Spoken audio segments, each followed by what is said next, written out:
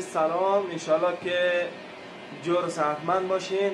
امروز شنبه 13/2/1404 یک تعداد سفارش هایی را از دوستان میخوایم تحویل بدیم. با اجازه شما سفارش ها را در بیاریم، نشان شما هم بدیم. تشکر از حمایت شما دوستان عزیز. این هم آن باکسش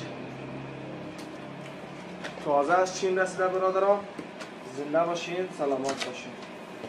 بسم الله الرحمن الرحیم.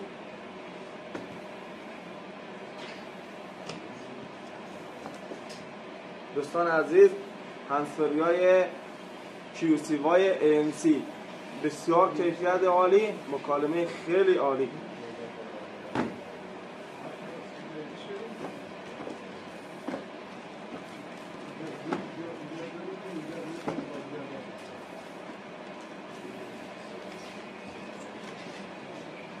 دوستان عزیز، این هم تعداد 10 عدد ایرپاد انکر R50 آی. واقعا مکالمه عالی و شارژدهی خیلی عالی. هر کس خریده راضی بوده.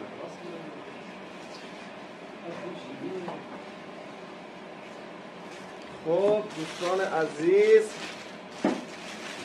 این هم اولین گوشی نات 14 پرو پلاس فروش امسال. سفارش یک از دوستای جناب شیرولی از بچه های لغمان.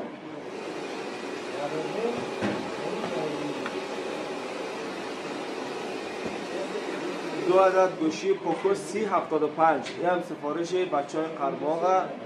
بسیار عالیه، بسیار عالیه. این هم یک گوشی داریابان، سفارش بچه های لغمان.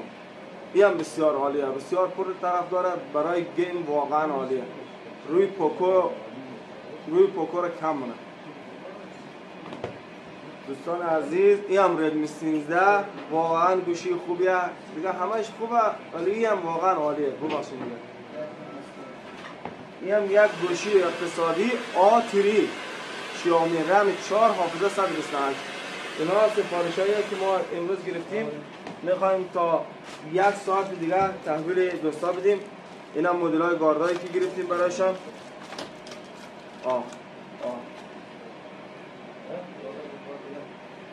خب زنده باشین، سلامت باشین.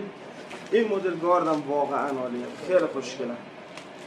جور باشین، از ما حمایت کنید، از کانال یوتیوب ما حمایت کنید، فیسبوک ما رو دنبال کنید. انشالله که جور و صحتمند باشین.